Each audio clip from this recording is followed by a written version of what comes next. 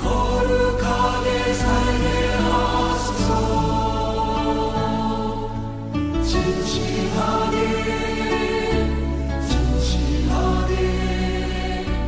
거룩하게 살게 하소서.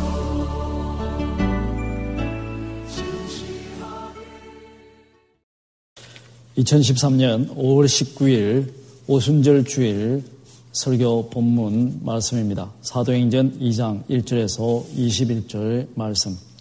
오순절날이 이미 이름에 저희가 다 같이 한 곳에 모였더니 호련히 하늘로부터 급하고 강한 바람 같은 소리가 있어 저희 앉은 온 집에 가득하며 불의 혀같이 갈라지는 것이 저희에게 보여 각 사람 위에 임하여 있더니 저희가 다 성령의 충만함을 받고 성령이 말하게 하심을 따라 다른 방언으로 말하기를 시작하니라. 그때 경건한 유대인이 천하 각국으로부터 와서 예루살렘에 우거하더니 이 소리가 남에 큰 무리가 모여 각각 자기의 방언으로 제자들의 말하는 것을 듣고 소동하여 다 놀라 기이 여겨 이르되 보라, 이 말하는 사람들이 다 갈릴리 사람이 아니냐. 우리가 우리 각 사람의 난 곳 방언으로 듣게 되는 것이 어찌미뇨. 우리는 바데인과 메데인과 엘렘인과 또 메소포타미아, 유대와 가바도기와 본도와 아시아, 부르기아와 밤빌리아, 애국과 및 구레네에 가까운 리비아 여러 지방에 사는 사람들과 로마로부터 온 나그네 곧 유대인과 유대교에 들어온 사람들과 그레데인과 아라비아인들이라. 우리가 다 우리의 각 방언으로 하나님의 큰 일을 말함을 듣는도다 하고 다 놀라며 의욕하여 서로 가로되 이 어찐 일이냐 하며 또 어떤 이들은 조롱하여 가로되 저희가 새 술이 차였다 하더라. 베드로가 11 제자와 같이 서서 소리를 높여 가로되 유대인들과 예루살렘에 사는 모든 사람들아, 이 일을 너희로 알게 할 것이니 내 말에 귀를 기울이라. 내가 제3신이 너희 생각과 같이 이 사람들이 취한 것이 아니라 이는 곧 선지자 요엘로 말씀하신 것이니 일러스되 하나님이 가라사대 말세 내가 내 영으로 모든 육체에게 부어주리니 너희의 자녀들은 예언할 것이요 너희의 젊은이들은 환상을 보고 너희의 늙은이들은 꿈을 꾸리라. 그때 내가 내 영으로 내 남종과 여종들에게 부어주리니 저희가 예언할 것이요 또 내가 위로 하늘에서는 기사와 아래로 땅에서는 징조를 베풀리니 곧 피와 불과 연기로다. 주의 크고 영화로운 날이 이르기 전에 해가 변하여 어두워지고 달이 변하여 피가 되리라.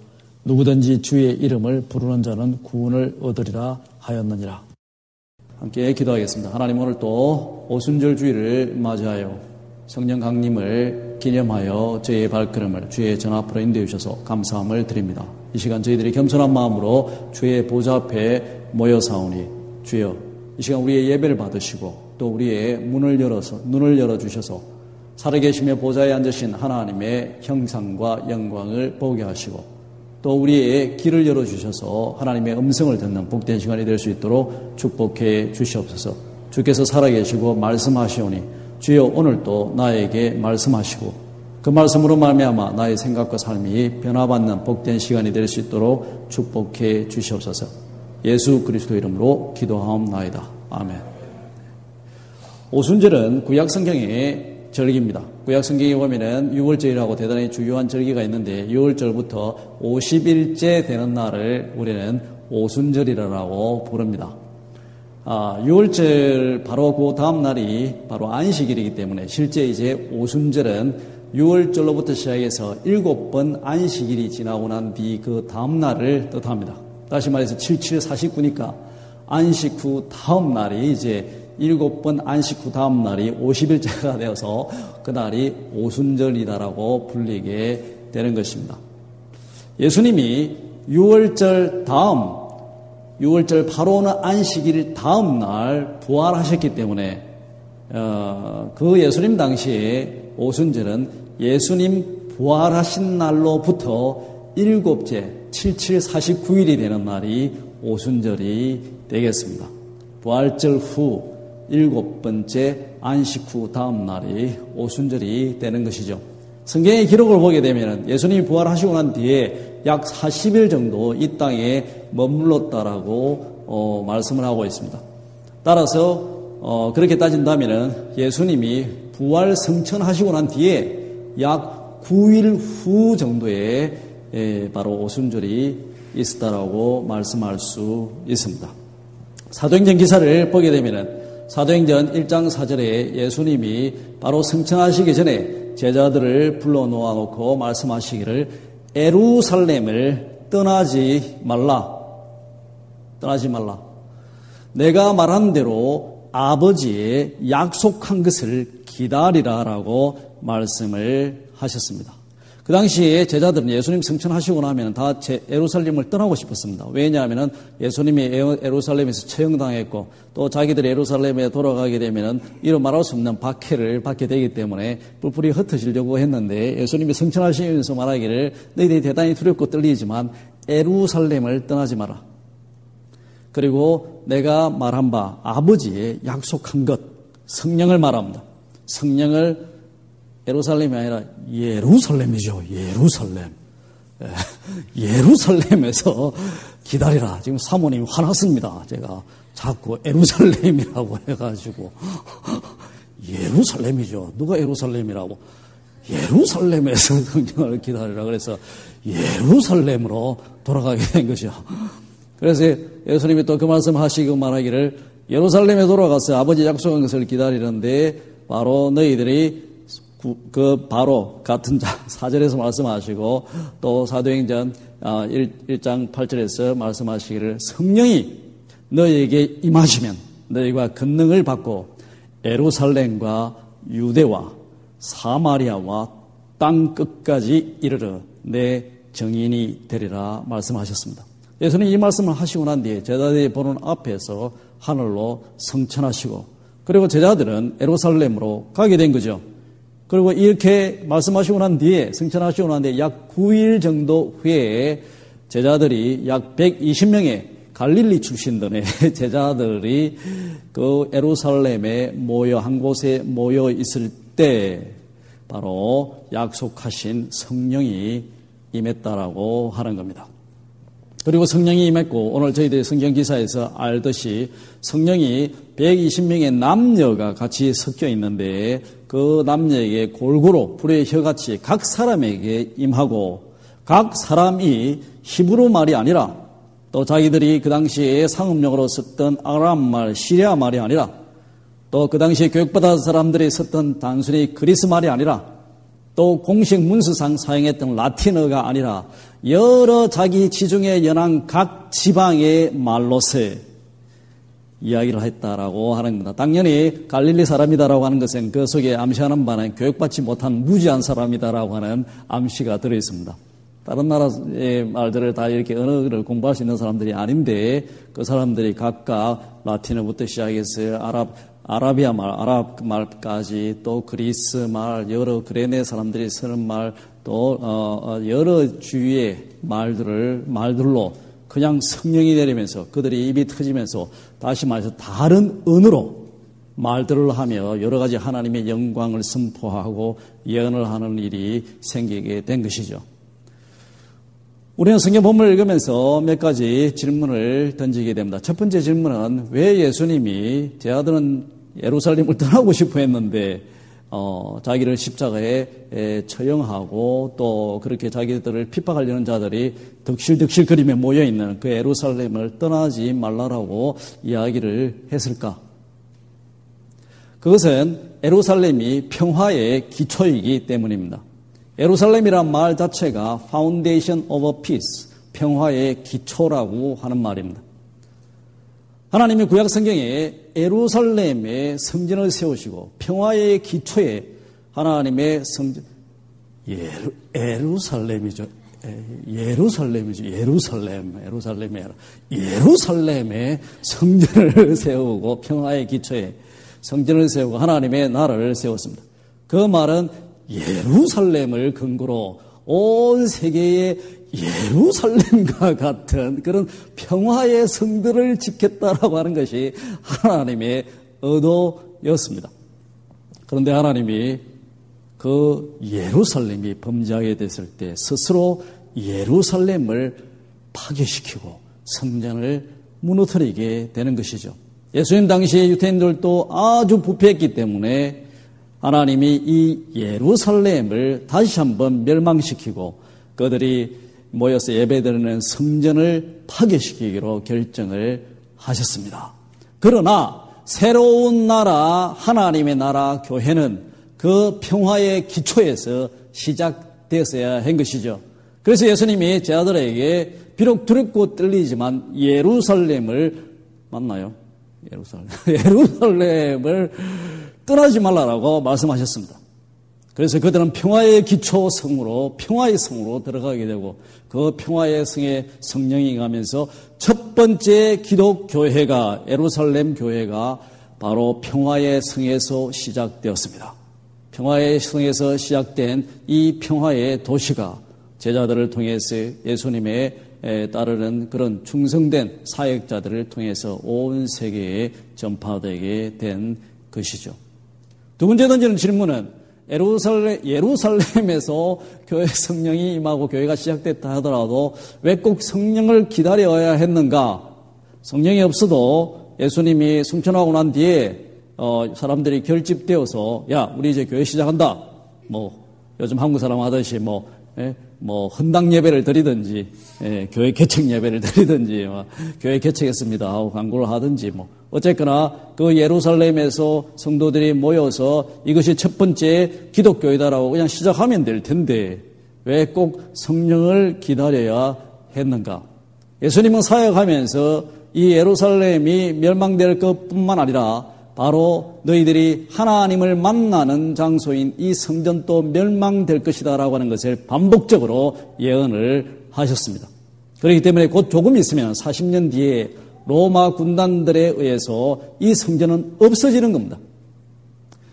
예루살렘, 그 성전이라고 하는 의미, 유태인들에게 성전의 의미는 하나님의 임재, 하나님을 만나는 장소를 뜻했습니다. 원래 하나님은 어디 계셨습니까? 하나님은 산을 좋아하셔서 산에 계셨죠. 시내산에 계셨습니다. 성경에 또 아람 말로 호렙산이라고 또 이야기를 합니다. 시내산 호렙산에 계신 하나님이 백성을 이집트에서 콜드 아웃 불러내시고 그리고 그 백성들로 자기의 나라를 삼으시고 산에서 내려오셔서 그들과 함께 있기로 결정하신 겁니다. 그래서 그들에게 장막을 만들라 말씀하시고 언약궤를 만들라 말씀하시고 그 장막과 언약궤에 하나님이 임재하시게 되는 겁니다. 바로 그 장막이 나중에 예루살렘에서 성전으로 세워지게 되는 것이죠. 그래서 성전의 의미는 그 하나님의 백성, 하나님의 나라 속에 친히 그들과 함께 계시는 하나님, 하나님의 임재를 뜻했습니다. 하나님이 계신 곳입니다. 유대인들은 하나님을 만나려면 어디로 갔느냐 하면 예루살렘의 성전으로 가게 된 것이죠. 성전에서 하나님을 만나고 하나님이 법이 선포되었기 때문에 그 법을 듣고 성전에서 하나님께 아름다운 찬양으로 1년 12달 비가 오나 눈이 오나 365일 손을 들고 성전을 향해 하나님을 찬양한 것입니다. 성전은 하나님을 만나는 장소입니다. 하나님의 법에서 말하기를 이스라엘 중에 20세 이상 된 남자는 1년에 3차 반드시 성전에 와서 나에게 몸을 나타내라고 말씀하셨습니다. 1년에 3차는 첫째가 6월절, 둘째가 오늘 우리가 셀리브레이션하는 오순절, 그리고 셋째가 장막절이 되겠습니다. 이 세 절기는 이스라엘 사람들이 다 가족을 데리고 와서 하나님의 성전에서 하나님을 만나는 날이었습니다. 예수님 당시도 마찬가지 예수님이 예루살렘에 6월절날 올라가셨습니다. 그들의 전통을 쫓아 성전에서 하나님을 만나 뵙기 위해서 성전에 가게 된 것이죠. 예수님뿐만 아니라 그 당시에 디아스포라 주라고 온 유대인들이 알렉산더 대왕 이후에 세계에 흩어지게 되었습니다. 그 사람들이 다 그 법 때문에 예루살렘에 모이게 됩니다. 예루살렘에 모이게 됩니다. 성전에. 몇 명이 모였느냐? 조세포스의 기록에 따르면은 약 100만 명에서 120만 명의 엄청나게 많은 사람들이 바로 그 평화의 성전에 모였다라고 하는 것을 알게 됩니다. 그런데 예수님 때 예수님도 유월절을 맞아서 예루살렘에 올라가고 그 주위에 일대 흩어져 있던 모든 유대인들이 다 하나님을 만나러 예루살렘에 와 성전에 오게 되었는데 바로 그 유월절 때 예수님의 사형을, 죽음을 목도하게 되는 거죠. 최소한 120명에 가까운 유대인들이 그것을 알게 됩니다. 놀라운 사건이었습니다. 그리고 바로 그들이 곧 이어 3일 후에 죽은 자가 살아났다라고 하는 소문을 듣게 되는 것이죠. 많은 유대인들이 유월절날 성전에서 하나님을 만나러 와서 그곳에서 예배를 드리고 난 뒤에 자기 집으로 가지를 않았습니다. 왜? 자기 집으로 갔다가 다시 오기에는 50일이 너무 가깝기 때문에 지금처럼 이렇게 비행기 있으면 뿅 타고 왔다가 또 집에서 쉬다가 50일 뒤에 비행기 타고 오면 됐지만 옛날에는 그것이 아니지 않습니까? 다 도보로 횡단을 하고 소 타고 다니고 양은 못 하죠. 어쨌거나 짐승들 타고 다니고 하기 때문에 대단히 힘들었습니다. 그래서 유대인들이 유월절날 모였다가 그냥 오순절까지 보내려고 거기 50일을 예루살렘에 있는 거예요. 그리고 오순절을 기념해서 오순절 되면 다 성전에 모여서 하나님을 성전에서 만나고 자기를 하나님 앞에 나타내고 그리고 난 뒤에 자기 고향으로 갔다가 여름이 지나고 난 뒤에 여름 5, 6개월 후에 다시 장막절을 맞아 예루살렘에 모이게 되었다라고 하는 겁니다. 그런데 6월절날 예수님의 죽음을 목도한 그 많은 유대인들이 오순절을 지키려고 그대로 각도에서 온 유대인들이 오순절을 지키려고 6월절에 온 유대인들 오순절을 지키려고 예루살렘에 남아 있었는데 오순절 때 이번에는 또 다른 놀라운 일을 목격하게 되는 것이죠. 그것이 바로 일단에 교육받지 못한 갈릴리에 예수님의 제자들이 모여 있는 곳에 예루살렘에 하나님의 영 성령이 임하는 놀라운 사실을 목격하게 되었다라고 하는 겁니다. 왜 성령이 예루살렘에 임하고 그로 말미암아 첫 번째 교회가 탄생되고 평화의 성에서 온 세상으로 이 평화의 성이 전파되게 되었는가? 그것은 곧 이 성전은 무너질 것이기 때문에 성전이 없는 곳에 유대인들은 하나님을 만날 장소가 없는 것입니다. 하지만 새로이 시작되는 나라는 성전이 없는 나라이기 때문에 성령이 각 사람에게 직접 임했다라고 하는 겁니다. 이것이 바로 기독교의 대단히 주요한 특징입니다. 유대교는 성전을 아직도 지으려고 애를 쓰고 이슬람은 성전이 있어서 메카에 100만 명 이상의 사람들이 매년 모이지만 기독교는 시작 자체가 성전이 없는 나라로 시작된 겁니다. 새로 시작된 하나님의 나라는 성전이 없고 그럼 어디서 하나님을 만날 것인가? 성령이 하나님의 성도에게 임하면서 그곳에서 하나님을 만나게 됐다라고 하는 겁니다. 하나님의 평화의 도성 예루살렘에서 새로운 평화의 나라가 시작이 되었는데 그 나라는 성전이었고 성령이 임하는 나라가 되었다라고 하는 것은 다시 말해서 예수님에 의해서 시작되어진 하나님의 나라 기독교회는 국경이 없는 나라라고 말을 할 수 있습니다. 이 세상에 여러 많은 나라들이 있는데 국경 없는 나라가 있습니까? 국경 없는 나라는 없지요. 다 국경 분쟁 때문에 얼마나 다 난리가 일이 많습니까? 특히 한국, 중국, 일본은 지금 국경 문제로 대단히 중요한 정치적 이슈들이 되어서 어려움을 겪고 있습니다.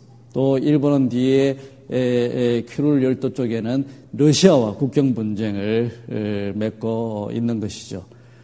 얼마 전에 일본이 자꾸 우경화되어 가니까 오키나와라고 하는 일본 남단의 조그만 섬이 우리는 독립하겠다라고 선포하고 중국은 독립하는 것을 대단히 우리는 지지한다. 독립하라라고 이야기를 했습니다. 실제는 다 국경 문제가 연루가 되어 있는 것이죠. 이 땅이 어느 국경에 속하느냐라고 하는 것입니다.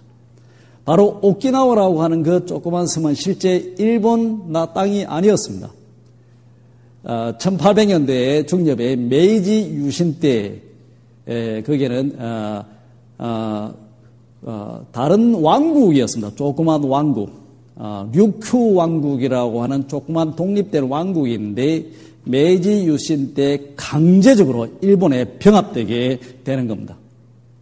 그러고 난 뒤에 일본에 부부로 있다가 계속해서 그 사람들은 일본에 있는 것을 사실상 거부하고 있었는데 2차 대전이 발생하면서 미국에 복속되게 됩니다. 1945년 2차 대전 이후에 미국에 복속이 되었다가 대단히 최근에 1972년에 미국이 오키나와를 다시 일본으로 귀환시킨 겁니다. 그래서 일본이 우경화되고 다시금 군국주의가 부활되는 움직임이 일어나니까 오키나와 사람들이 우리는 독립하겠다라고 나선 겁니다. 대단히 중요한 사실입니다. 중국 쪽에서는 그것이 중국 쪽에 가까운 섬이기 때문에 바로 오키나와가 일본에 속하게 되면 일본의 국경이 훨씬 넓어지는 거죠. 그래서 이 오키나와가 독립만 하더라도 중국에서는 큰 이익을 보게 됩니다. 일본과 국경이 훨씬 멀어지게 되는 겁니다. 그리고 한때 나라는 자기들에게 중국에 조공을 바쳤던 나라이기 때문에 혹시 만약에 일본이 독립되게 되면 나중에 중국에 복속될 가능성도 있다라고 보는 것이죠. 얼마나 국경이 중요합니까? 그래서 국경이 넓히려고 다들 일어서게 되는 것이죠.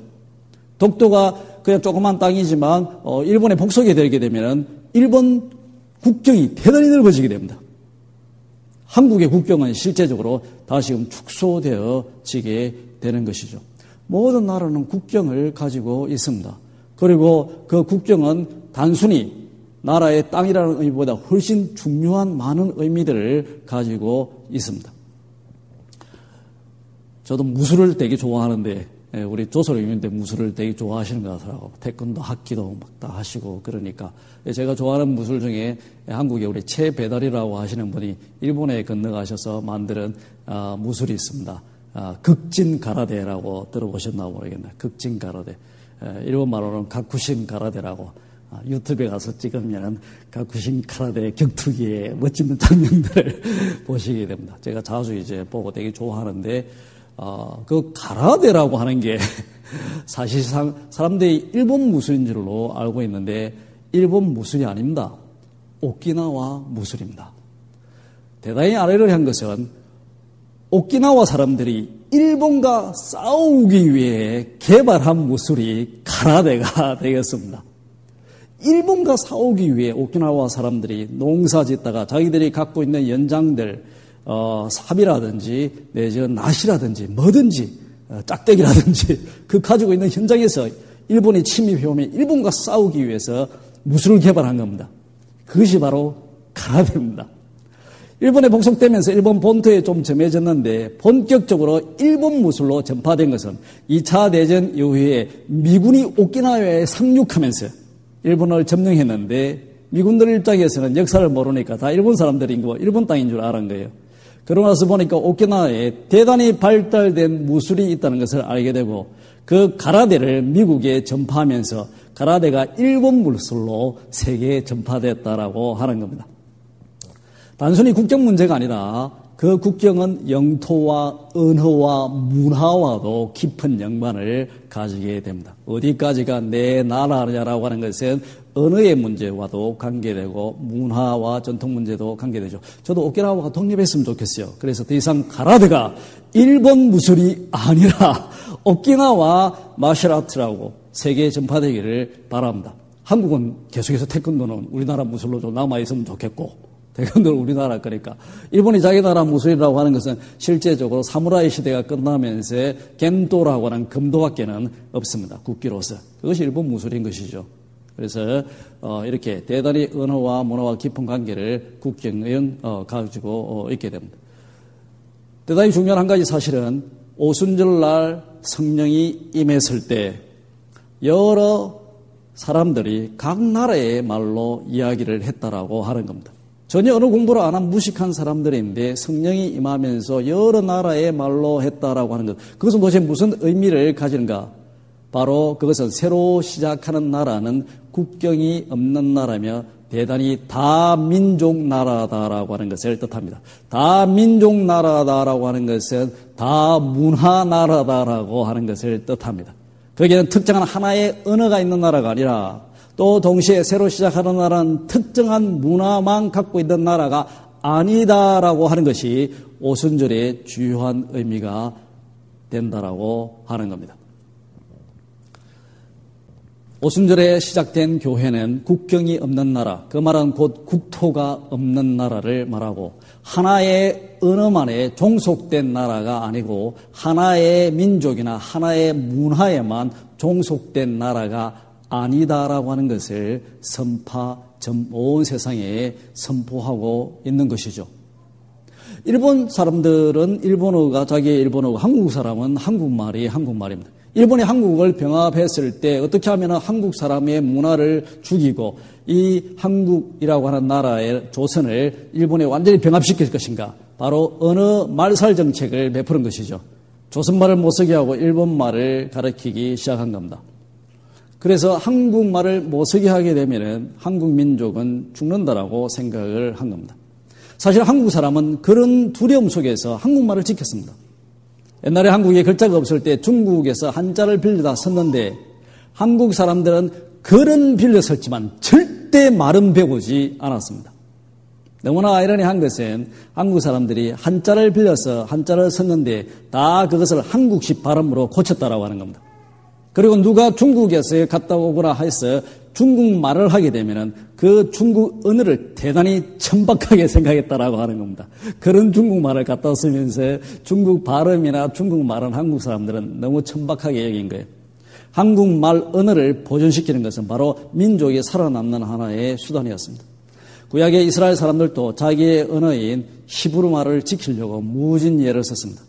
특히 하나님의 성전에서 종교와 관계에 대해서 사용하는 말은 철저히 히브리 말이었습니다. 성경을 읽힐 때 회당에서도 히브리 말로 읽게 되는 것이죠.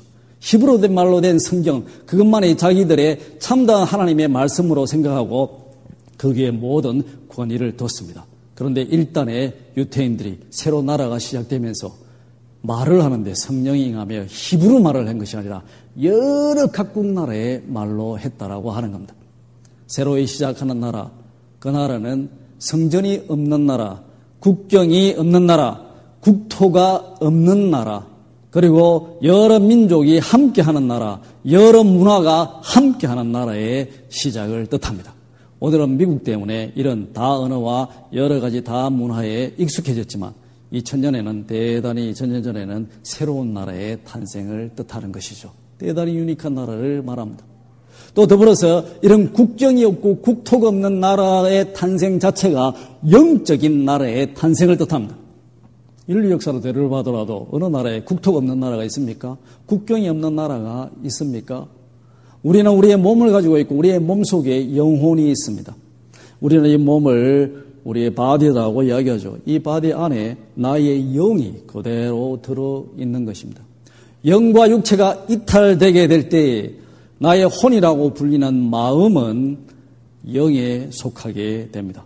오늘 지금 우리가 살아있다라고 하는 것은 나의 영과 나의 육체가 결합된 상태이기 때문에 내 마음은 나의 육체와 나의 영에 공히 존재하는 것이죠. 하지만 영과 육체가 분리되게 될 때 우리의 마음은 영구히 존속하는 것이 영에 속하게 되는 것입니다.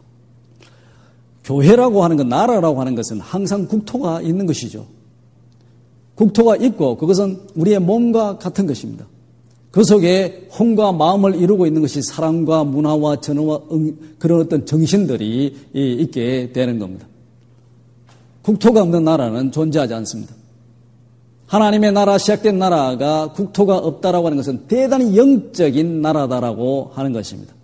그것은 몸이 없는 영의 나라를 뜻한다라고 하는 겁니다. 2000년 전에 예수님이 시작한 나라는 대단히 영적인 나라였습니다. 어디 하나에 종속되는 그런 것이 아니라 바로 대단히 그 자체가 스피리추얼한 그런 국토가 없는 나라였습니다. 성령이 임하면서 더 이상 하나님의 성도들은 하나님을 만나러 성전에 나아가지 않게 되었습니다. 어디서나 하나님을 바라며 성령이 임하면서 그곳에서 하나님을 만나고 하나님의 임재를 경험하게 된 것입니다. 오순절날 임한 성령은 그 이후에 계속 운행하시면서 하나님의 성도들을 방문하고 그들이 하나님의 법을 실천할 수 있도록 도우고 또 그들의 삶의 힘든 현장 속에서 그들을 위로하고 또 그들이 병에 걸렸을 때 치유하고 그들의 길을 인도하며 기적을 베푸신다라고 하는 겁니다. 저에게도 성령이 임한 적이 한 3번 정도 있었습니다.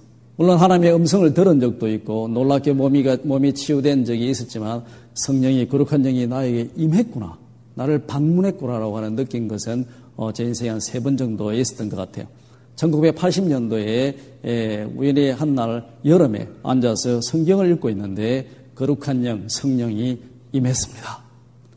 그리고 성령이 임하셔서 성령의 인도함을 따라서 그 당시에 남부산교회라고 부산 강안리 해변가에 있는 교회로 걸어가게 되고 그리고 그곳에서 밤새워서 기도를 하게 되었습니다. 거룩한 영이 임하면서 제가 기도를 하면서 점차점차 제가 낮아지게 된 것이죠. 기도를 하다 보니까 저 밑에 지렁이가 보이는 거예요. 그 지렁이가 슉 올라오는 거예요. 지렁이가 올라오는 것이 아니라 제가 날아가 내려가고 있는 중이었습니다. 지렁이가 옆에 딱 보이는 거예요. 아, 지렁이가 내 옆에 있구나. 그러고 난 뒤에 또 쭉 밑에 보니까 저 밑에 먼지 하나가 있는데 먼지 하나가 쭉 위로 올라왔습니다. 야, 먼지가 올라오는구나. 내가 내려가고 있는 중이었죠. 그리고 제가 먼지와 딱 같은 위치에 있게 될 때, 아, 내가 먼지구나라고 딱 생각하는 그 순간에 먼지가 팍 하고 터졌습니다. 그 순간에 하나님의 영광을 본 것입니다. 성령이 첫 번째 나를 방문하고 저에게 주신 교훈은 겸손이었습니다. 제가 너무 교만해가지고 거룩한 영이 임하면서 나름대로 그 사람에게 도움을 주는 어떤 영적 체험을 주지 않겠습니까? 저한테 성령이 임하셔서는 제가 너무 교만할까 봐 저에게 겸손에 참다운 모습, 그것은 아무것도 아니다. 너는 아무것도 아니다라고. 제 평생에 있을 수 없는 교훈인 것이죠. 그래서 그 이후에 항상 그런 마음으로 살아갑니다. 아무것도 아니다. 항상 자꾸 수시로 교만해질 때마다 성령이 나에게 주신 교훈을 기억하고 또 겸손이라고 하는 것이 목회 현장에서도 대단히 중요한 목회 철학으로서 전파되고 있다고 생각합니다. 하나님의 영이 나를 찾아오셨어요. 우리에게 교훈을 주시고 깊은 영적 차원 속에서 하나님의 영광을 보게 하십니다. 그러고 난 뒤에 서울로 제가 또 가게 됐죠. 대학교 4학년 때 몸이 반신마비가 되어서 지금 몸은 멀쩡하지만 오른손으로 숟가락질을 못하고 밥을 못 먹었습니다. 젓가락질도 못하고 숟가락질도 못하고 연필로 서지를 못했습니다. 그래서 살아야 되겠다 싶어서 왼손으로 연습을 해가지고 왼손으로 젓가락질하고 글 쓰는 거 다 연습해서 지금도 왼손으로 젓가락질을 잘합니다. 그때 살아남아야 되기 때문에.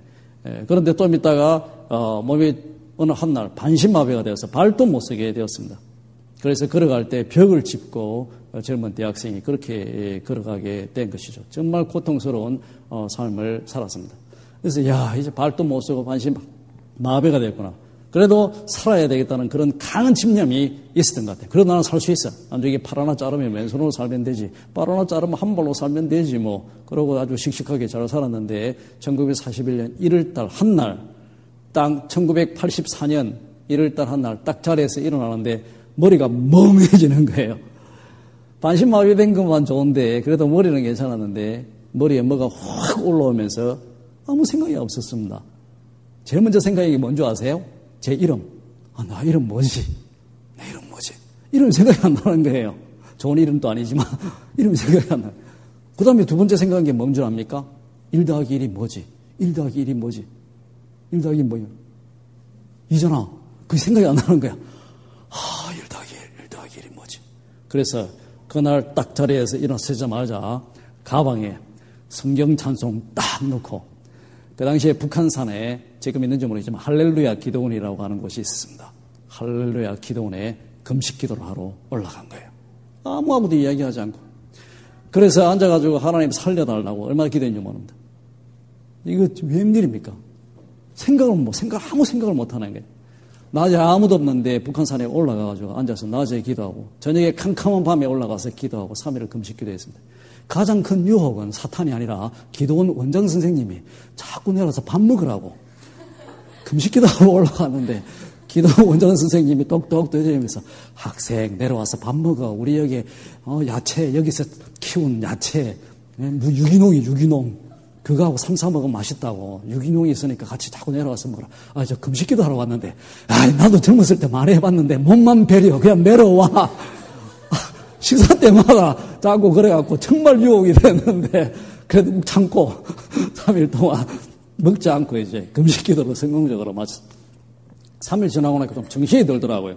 그리고 학교에 이제 내려갔어요. 학교에 빠진 것들 보고를 하고 이렇게 있었는데 바로 84년 1월 달에 그 일이 있고 난 뒤에 84년 그 해에 4월에 부활절날, 고난주일날, 금요일날 다시 금식기도를 하는데 버스를 타고 중앙청 앞을 그 당시에 중앙청이었고 지금 없어졌죠. 중앙청, 중앙박물관 경복궁 앞이 되겠습니다.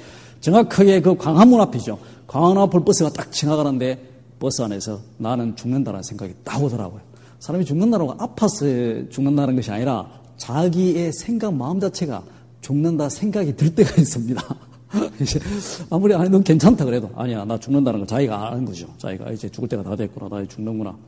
버스를 타고 가는데 타고 가다가 딱 마음에 확신이 듭니다. 나는 이제 죽는다는 것을 분명히 알았습니다. 나는 죽는다. 만에 하나 내가 살더라도 나는 식물인간으로 살게 될 것이다 라고 하는 걸 알았습니다. 그래서 난생 처음 그 버스 안에서 정말 진심으로 간절히 기도했습니다. 딱 죽는다는 생각이 딱 드니까 하나님 저를 살려주십시오. 제발 버스 안에서 저를 살려만 주면 제가 목사가 되겠습니다. 그렇게 기도를 해버린 거예요. 그래요.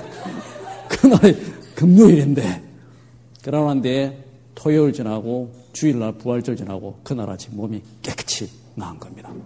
믿어지지가 않는 거예요. 이거 뭐 내가 제가 순복음 계단에서 조영희 목사님한테 안수받은 것도 아닌데 몸이 나은 겁니다. 평상시에 일어나면은 일어나지를 못했어요. 몸이 너무 반신마비가 돼서 아파서 뒤치락 하다가 그러고 일어나서 오른쪽 팔을 누워서 이렇게 드지를 못했습니다. 딱 눈을 떴는데 몸이 다 났다는 걸 확실히 아는 거예요. 누워서 팔을 착 올려보니까 팔이 쑥 올라갔습니다. 다리를 드니까 다리가 쑥 올라가는 거야.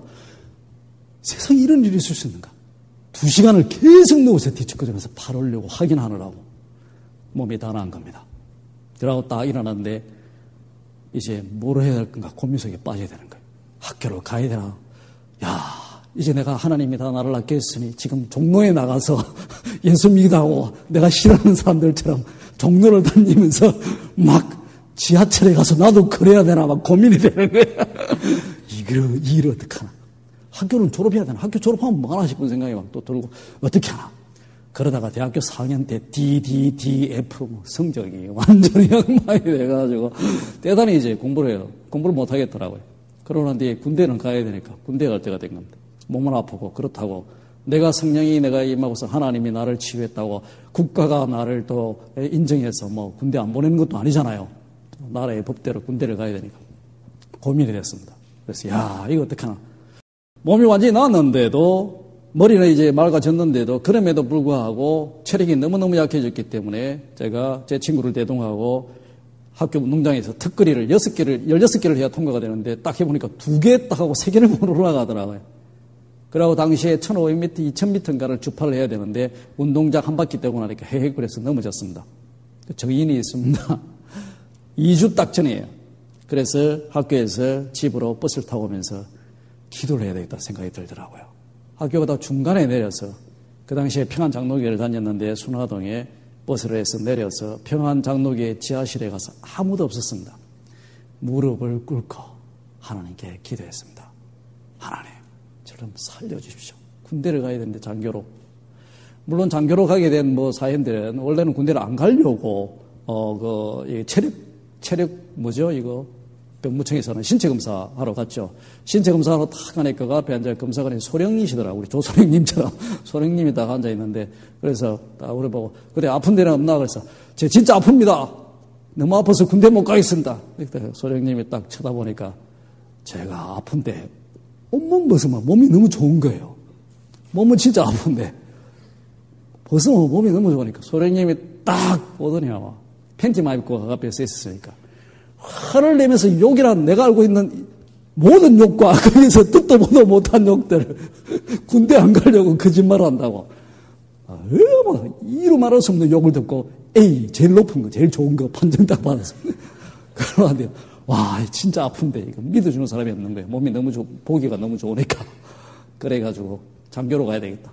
원래 또 장교로 하려고 가다가 육사대 가려다가 떨어져서 실패했거든요. 제가 부산공고 3학년 때 지원했다가 영어 테스트에 이름만 딱 쓰고 백지로 내면서 보기 좋게 떨어졌어요. 예, 원래 장교로 가려 했어요. 장교로 가야 되겠다. 그래서 장교 신청을 하려면 체력검사를 통과해야 되는데 체력검사 통과를 못하는 거예요. 정확하게 딱 2주 전에 평안교회 지하실에서 엎드려서 하나님 제발 살려주십시오 기도했는데 성령이 임했습니다. 성령이 한번 80년대에 임했기 때문에 임하면 딱 알죠. 그냥 뭐 음성을 듣거나 하는 낫거나 이것이 아니라 성령이 임했다라고 하는 것을 정확하게 압니다. 성령이 바로 내 옆에 거룩한 영이 임하신 거예요. 그리고 머리부터 발끝까지 나를 어루만지는데 몸이 깨끗이 나면서 고통이 사라지면서 몸에 힘이 쫙 들어오는 거예요. 그리고 벌떡 일어섰는데 몸이 완전히 장사로 변한 겁니다. 성경 읽다 보면은 사사들이 성령이 하나님이 영이 임하시면서 짝대기 하나 들고 뭐 삼손 같은 경우는 뭐 소특뼈 하나 들고 막 사람 전쟁에서 막 사람들을 때리잡고 그러지 않습니까? 이루 말할 수 없는 힘 다 사실입니다. 성령이 임하시면은 몸에 하나님이 힘을 주셨어요. 에너지를. 이루 말할 수 없는 파워를 가지게 됩니다. 2주 딱 전에 몸이 깨끗이 되고 힘이 용수 숨 쉬는 것을 느끼게 됩니다. 그리고 운동을 안 하고 그냥 2주 뒤에 바로 행정학교에 시험을 치러 갔는데 특거리 딱 하러 딱 갔는데 줄을 서서 그때도 또 소령님이 검사를 하시더라고. 소령 한 분이 딱 의자에 앉아가지고 리스트 딱 들고 이름 딱 부르면 딱 가서 특거리 딱 매달려서 특거리 해야 됩니다. 16개 해야 되는데 15개 하면 바로 내려서 가방 챙겨서 집에 가야 되는 거예요. 박승인 딱 불러서 제가 탁 올렸는데 힘이 쫙 오지 않습니까? 얼마나 시작 딱 하고 나더니 얼마나 빨리 특거리를 했는지 믿어지지가 않았습니다. 마치 누가 힘쓴 사람이 들었다가 나를 나다 하듯이 한순간에 끝났는데 그 소령 얼굴을 보지 못했습니다.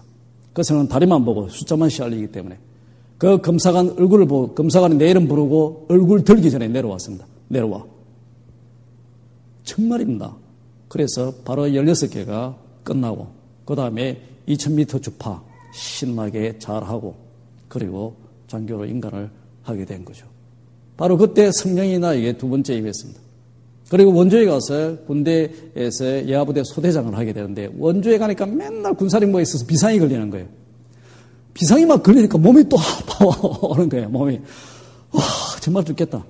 이거 몸 아파 죽겠고 이게 너무 힘든 거예요. 비상이 계속 그리고 스트레스를 받으니까 또 제가 막 병사들을 잡는 스타일이 못 돼서 비상 걸리면 막 병사들 막 야단치고 막 잡고 막 이래야 되는데 또 제가 또 그걸 잘 못하거든요.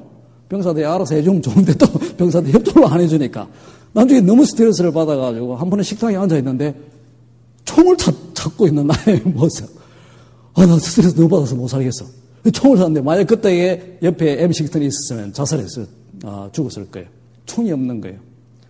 그래서 식당 밖에 나가가지고 앉아가지고 몇 시간을 노래를 어머니가 가르쳐주신 가곡들 다 부르고 내가 알고 있는 찬송가 부르고 몇 시간을 노래가 부르니까 나중에 마음이 차분히 가라앉더라고요.